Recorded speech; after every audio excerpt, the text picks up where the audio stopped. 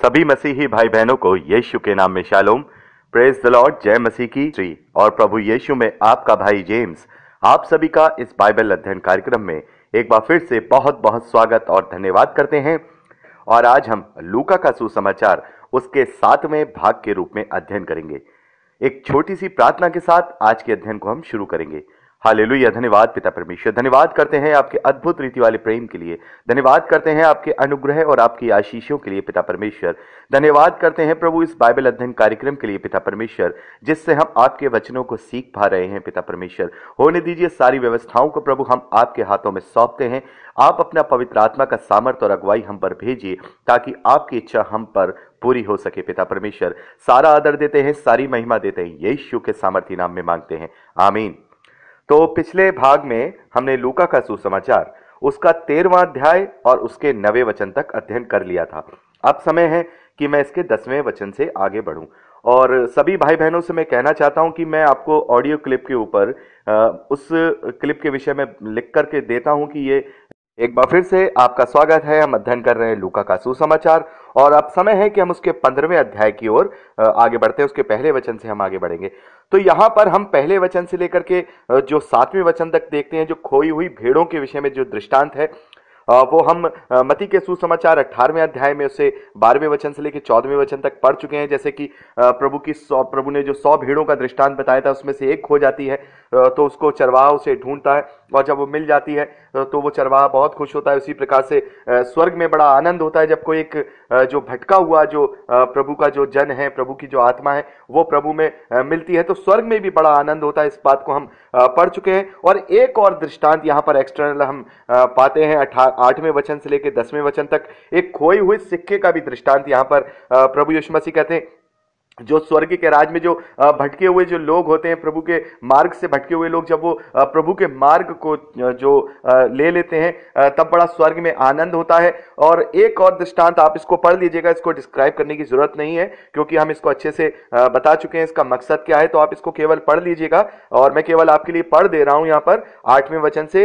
या कौन सी ऐसी स्त्री होगी जिसके पास 10 सिक्के हों और उनमें से एक खो जाए तो वह दिया जलाकर और घर झाड़ बुहार कर जब तक वो मिल ना जाए जी लगाकर खोजती ना रहे। और जब वह मिल जाता है तो वह अपनी सखियों और पड़ोसियों को इकट्ठा करके कहती है, मेरे साथ आनंद करो क्योंकि मेरा खोया हुआ सिक्का मिल गया है। मैं तुमसे कहता हूं इसी रीति से एक मन फिराने वाले पापी के विषय में परमेश्वर के स्वर्गदूतों के सामने आनंद होता है। तो यहाँ पर जो एक स्त्री का जो यहाँ पर दृष्टांत प्रभु यीशु मसीह ने कहा कि जिसका सिक्का खो गया था, वो बड़ी जान से, बड़ी लगन के साथ उस सिक्के को ढूंढती है। वो अपनी जान लगा देती है, वो सब कुछ छोड़ करके उस सिक्के को ढूंढने में लग जाती है। ऐसे ही परमेश्वर ने पूरी जान लगा दी, अपने जान को न्यौछावर कर दिया, अपने प्राण को न्यौछावर कर दिया। उसने मन फिराने वालों को अपने लिए उस आत्माओं को जीतने के लिए उसने अपने प्राण भी दे डाले। और उस पर विश्वास करने के द्वारा उसने जो उन लोगों का जो जिन लोगों ने मन फिराया है, जो विश्वास करते हैं, उसे उद्धारकर्ता मानते हैं, जब वो प्रभु की खत्तों में जब वो जमा होते हैं तो प्रभु कहते हैं कि जब स्वर्ग में जो स्वर्गदूत हैं वो आनंद मनाते हैं कि एक और जो पापी था, जो परमेश्वर के विरोध में जिसे शैतान ने भटका दिया था, शैतान की वहां हार होती है, शैतान के मुंह पे तमाचा पड़ता है और प्रभु के खत्तों में वो एक धर्मी जन इकट्ठा होता है। तो यहां पर दोनों ही दृष्टांत इस विषय में है कि प्रभु ने कैसे अद्भुत रीति से अपने प्रेम को हम पर प्रकट किया है कि उसने अपने इकलौते पुत्र को भी हमें दे दिया और हमसे इतने प्रेम को रखा है कि हाँ, जो कोई इस पर विश्वास करे वो नाश ना हो परंतु अनंत जीवन पाए। और अब जब यहां हम 11वें वचन से लेके लास्ट इसके 15वें अध्याय के 32वें वचन तक पढ़ते तो एक उड़ाऊ पुत्र का दृष्टांत है, उड़ाऊ पुत्र का दृष्टांत। और ये भी एक तरह से देखा जाए जो भटके हुए जो लोग होते हैं उनके विषय में एक और बहुत ही अच्छा दृष्टांत है। और आप में से जो मसीह भाई बहन होंगे इस दृष्टांत को बहुत बार पढ़ा होगा, बहुत बार सुना होगा और इसको आपने समझा होगा कि यहाँ कैसे परमेश्वर उस बेटे के लिए आनंदित होता है जो अपना सब कुछ लुटाने के बाद भी अगर वो अपना मन फिराता है, अपने आप को परमेश्वर की ओर ले आता है, तो कैसे परमेश्वर के जो आनंद होता है, जैसे उस पिता ने आनंद किया था जिसने उसके साथ इतना बुरा किया लेकिन उसके बावजूद भी वो उसके पास आता है तो वो आनंदित होता है क्योंकि उसका वो बेटा है। तो यहां पर जो उड़ाऊ पुत्र का जो दृष्टांत है उस पिता के प्रेम को दर्शाता है कि वो पिता इस कदर उसने अपने बेटे से प्रेम किया था। और मैं चाहूंगा आप इसको आप विस्तार से पढ़ लीजिएगा। मैं इसको ओवरऑल बता रहा हूं और ज्यादातर मैं जानता हूं आप लोगों में से बहुत से लोगों ने पढ़ा हुआ होगा, लेकिन आप इसको पढ़ लीजिएगा 11वें वचन से लेकर के आप इसको 32वें वचन तक, लास्ट इस 15वें अध्याय का,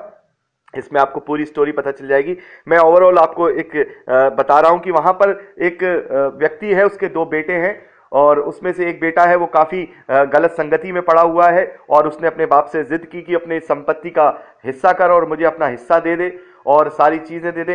तो उसने, पिता ने, क्योंकि वो प्रेम करता था, उसने ऐसा ही किया, उसने सारा हिस्सा उसको दे दिया, सारी चीजें उसे दे दी। तो वो जाकर के क्या करता है, अपने दोस्तों के जाके अपना खूब पैसा खर्च करता है, अपना खूब मजे लेता है, खूब गलत गलत बातें करता है। लेकिन वो कुछ दिनों में क्या होता है, गलत संगति के कारण उसके पास से वो पैसा चला जाता है और फिर उसके बाद वो बहुत ही बुरी जिंदगी जीने लगता है। वो ऐसी बुरी जिंदगी जीने लगता है कि उसके इतने बुरे दिन आ जाते हैं कि वो जो सुअर चराने लगता है और जो सुअर चराने की जो फलियां हैं और वो भी उसको नहीं मिल पाती थी, वो ही खाता था। इतना बुरा उसका हाल हो गया था।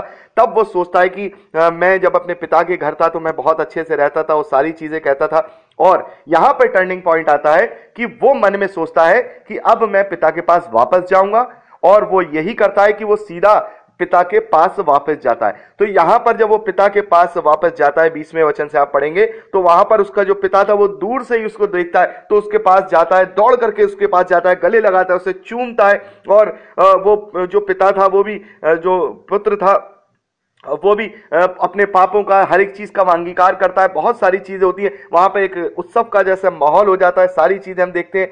तो हम क्या देखते हैं कि जब हम पाप की गंदगी में फंसे होते हैं तो जो पिता है हमारा, जो परमेश्वर पिता है, वो ऐसे ही हमारे लिए तड़पता है कि मेरा पुत्र कहां होगा। वो हमारी खोज में रहता है, वो हमारी बाट जोता रहता है। जैसे वो पिता इतना प्रेम अपने बेटे से करता है कि वो उसकी बाट जो रहा है, उसको देख रहा है। लेकिन वो बेटा क्या करता है, वो एक बेटा, एक टर्निंग पॉइंट उसकी जिंदगी में आता है जब वो पाप में अपनी मतलब जब वो अपना सब कुछ गंवा देता है, तब उसे अपना पिता याद आता है। तो फिर वो मन में निश्चय करता है कि मैं अपने पिता के पास जाऊंगा। तो ऐसा ही जो पापी व्यक्ति है, जो पाप में पड़ा है, प्रभु यीशु मसीह यहां उन्हें समझाना चाह रहे हैं कि देखो, जब तुम पाप में पड़े हो तो इसका मतलब यह नहीं है कि तुम्हारा पिता तुम्हें माफ नहीं करेगा, वो तुमसे प्रेम करने वाला है। तो जो लोग पापी हैं उनको प्रभु यीशु मसीह बता रहे हैं कि तुमने चाहे कितने भी गलत कार्य किए हो, चाहे तुमने परमेश्वर के विरोध में कितना भी गलत कार्य किया हो, लेकिन वो आंखें बिछा रहा है, वो आंखें बिछाए बैठा है तुम्हारे इंतजार में कि कब मेरा बेटा आएगा और मैं आनंद मनाऊंगा, कब मेरा बेटा आएगा और मैं आनंद मनाऊंगा। तो अगर जो पाप में फंसे हुए, जो गंदगी में फंसे हुए लोग हैं, अगर वो ये सोचते हैं कि हमारा उद्धार नहीं हो सकता, तो हमारे पास ऐसा नाम दिया गया है, एक ऐसा नाम प्रभु यीशु मसीह, जिसके द्वारा हम उद्धार को भी प्राप्त कर सकते हैं, जिसके द्वारा हम पापों की क्षमा को भी प्राप्त कर सकते हैं। तो यहां पर उस पुत्र का अपने मन में यह ठानना कि मैं अपने पिता के पास वापस जाऊंगा, यह मन फिराने को दर्शाता है। तो प्रभु यीशु मसीह कह रहे हैं कि पाप से अपने मन को फिराओ।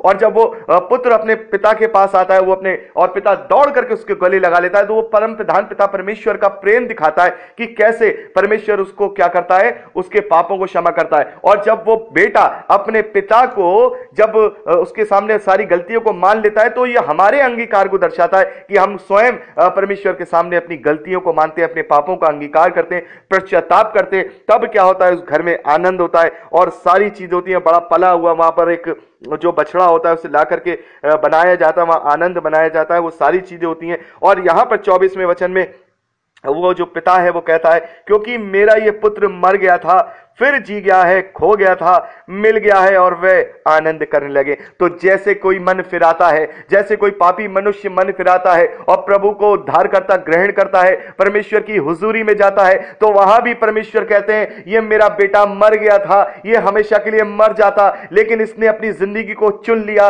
इसकी जिंदगी के लिए मैंने अपने इकलौते पुत्र को भी दिया था, इस बेटे ने उस जिंदगी को चुन लिया है, अब ये उस अनंत जीवन को पाएगा। और वहां स्वर्ग में, जैसा हमने 2 दृष्टांत देखे, वहां स्वर्ग में स्वर्गदूत आनंद करते हैं कि एक और पुत्र बचा लिया गया है, एक और पुत्र ने अपना मन फिरा लिया है, एक और पुत्र परमेश्वर की ओर आ गया है। एक एक व्यक्ति, एक एक मनुष्य, एक एक आत्मा परमेश्वर के लिए अनमोल है। इसलिए यह ना समझो कि हम उसे ना बचाएं, उसे ना बचाएं, नहीं, जितना प्रयास हो सके उतने ही हमें ज्यादा से ज्यादा लोगों तक सुसमाचार को पहुंचाना है, ताकि वो अपने मन को फिराएं, वो विश्वास करें, अंगीकार करें और अपने पापों की क्षमा पा करके वो उद्धार को प्राप्त कर सके। तो यहां पर जो उस पिता और पुत्र की जो कहानी है, ये हमारे और परमेश्वर के प्रेम को दर्शाती है, और परमेश्वर के प्रेम को बहुत ही सुंदर तरीके से इस दृष्टांत के अंदर प्रभु यीशु मसीह ने वहां बताया है कि कैसे वो पलके बिछाए बैठा है कि एक भी पापी इस दुनिया में ना हो,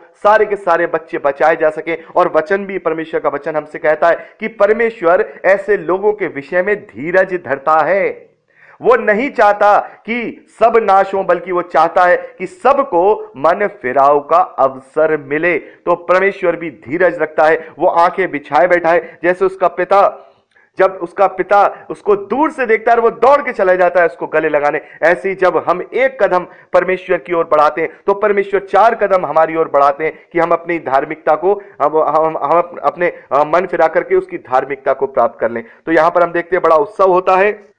तो यहां जब हम आगे देखते हैं तो उसका जो बड़ा भाई होता है वो जरा इन सारी चीजों को होता हुआ देखता है तो उसे बड़ा अजीब लगता है। वो कहता है अपने पिता से कि मैं तो तेरे खिलाफ कभी नहीं गया, तेरे साथ रहा, सारी चीजें करी और सब कुछ करा, तूने मेरे लिए कभी इतना आनंद नहीं किया, लेकिन आज ये जो तेरा छोटा बेटा ये आया है, सब कुछ वैश्याओं में उड़ा करके आया है, गंदी गंदी चीजों में उड़ा करके आया है, तो उसके लिए इतना जो है आनंद कर रहा है, उसको अजीब लगता है। तो जब उसका पिता कहता है कि नहीं बेटा, ये तेरा भाई था, ये मर गया था, अब ये जब ये पाप में फंसा हुआ था, ये पाप के दलदल में था, ये मर गया था, लेकिन अब ये जी उठा है, इसलिए आनंद कर रहा हूं, मैं इसलिए खुश हूं कि ये जी उठा है, इसने अपने जीवन को दोबारा जी लिया है। तो जिस प्रकार से हम प्रभु के नाम से जब हम अपने पापों को उसके साथ गाड़ देते हैं और जब उसकी नई सृष्टि में नया जन्म पा लेते हैं, नया जन्म पाना है जब हम बपतिस्मा लेते हैं, तो परमेश्वर के परम प्रधान स्थान के अंदर यह आनंद होता है कि मेरा पुत्र जी उठा है, ये मर गया था, ये जी उठा है। तो इसी प्रकार से अपने प्रेम को परमेश्वर दर्शाते हैं कि वो हमेशा हमारे एक एक आत्मा के पीछे वो अपने आंखों को लगाए बैठे हैं, एक एक आत्मा के पीछे वो चाहते हैं। उसके प्रेम को हम समझ ही नहीं सकते, उसके प्रेम को हम फील कर सकते, उसको हम डिस्क्राइब नहीं कर सकते कि किस कदर का उसने प्रेम किया है, कि वो सर्व सामर्थी है और उसने हमें इतना प्रेम किया कि उसने अपने इकलौते पुत्र को दे दिया कि जो कोई इस पर विश्वास करे वो नाश ना हो परंतु अनंत जीवन पाए।